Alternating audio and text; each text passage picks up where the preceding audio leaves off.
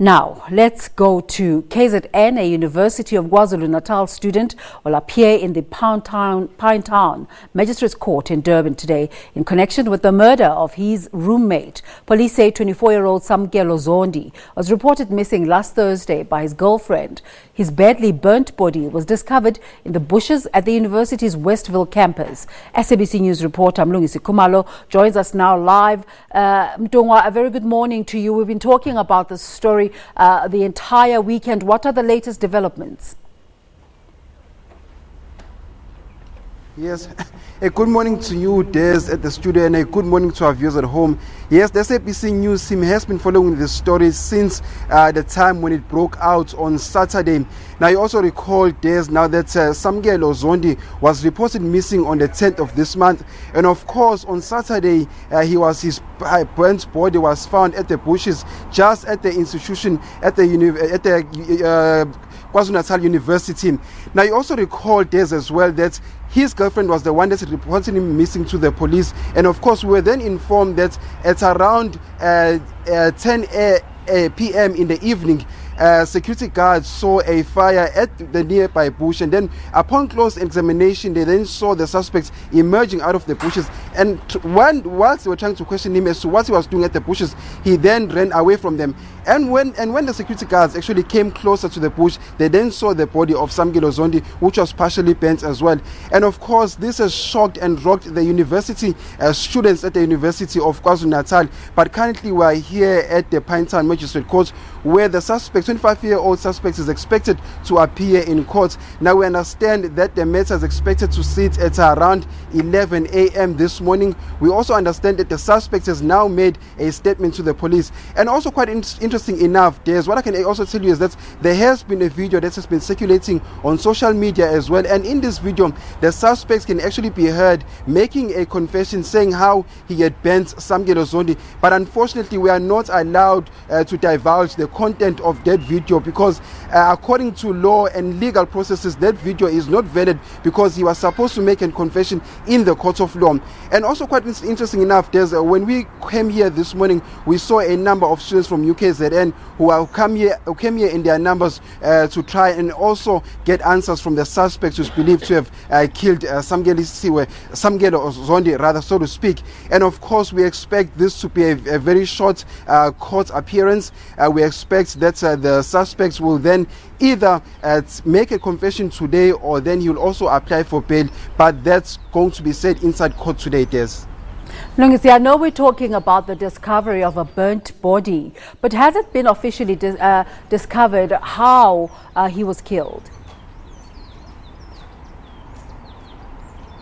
It has not been said. I mean, what we have just now is just mere speculation. We had a conversation with Jay Naka, the SAP spokesperson in KwaZulu-Natal, and they believe that before Samukelo Zondi was actually killed, they believe that he was struck with a rock in the back of his head a number of times. They then believe that, in fact, what the police said was they do not believe that Samukelo Zondi actually died on Saturday. They believe that he had actually died on the 10th of this month. And they believe that his body was then dragged into the bushes. And after some time, the suspect grew a bit nervous after he found out that the whereabouts of Samukelo Zondi was being questioned both by his peers and also by his girlfriend. It is then alleged that he went back to the bushes to try and burn the body using paraffin. Now, that's some of the things that he has said to the police as well. But we do not know the exact details as to how Samukelo met his death or how Samukelo met his demise. So everything that we are just saying to you is just sheer speculation. And of course, the information that we have is just the information that we've gotten from the police.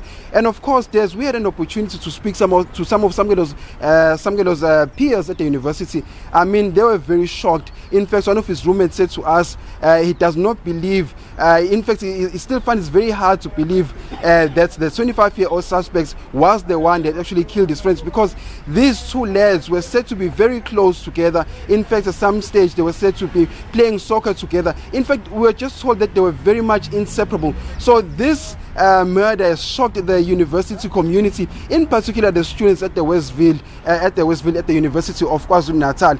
And of course, this morning we will get an opportunity to speak to some of them and try and solicit their views and ask them how do they feel about this incident. And of course, as we know that the whole issue of student safety has come under the spotlight. In fact, in the last 3 to 6 months, you also recall that at the Durban University of Technology, Mlungisi Khumalo was killed at that institution, and of course about 3 weeks ago another student was actually stabbed at that institution. So these have been the dangers that students are currently facing. And they, in fact, at one stage when we went to the University of KwaZulu-Natal, one of the students said to us they want the Minister of Police to intervene and ensure that safety at university is brought under the spotlight, and they want to ensure that safety at institutions of higher learning is also brought under scrutiny. I know we're getting ahead of ourselves here, but is there any talk at all of the possibility of sending the suspect for psychiatric evaluation? Oh, look, there's definitely. I mean, if you had to see the video, you yourself would be shocked. I mean, the video has been circulating around social media. One of the things that the suspect says in the video, he says that he believes that the deceased was actually somebody that used black magic. And of course, and upon closer examination, when we spoke to some of the students as well, they said to us, this is not the student that they know. They said when he attended classes at UKZN, he seemed like a normal person, but something must have triggered this thing, or something must have triggered him to actually murder this student. And of course, I do think that he might need to go for psychiatric evaluation, because in the video, he does not seem right at all. I mean, he seemed extremely unapologetic. He goes as far as telling the security guards that after burning the video, he felt very proud. You know, he felt extremely excited, and he says he has no remorse whatsoever. So I do think that in court today, that's going to be one of the questions that is going to be brought up. But unfortunately, I doubt that the video or the content of that video will be used in court today. As I mentioned earlier on, that he was only supposed to make a confession either in front of the police or in front of the judge.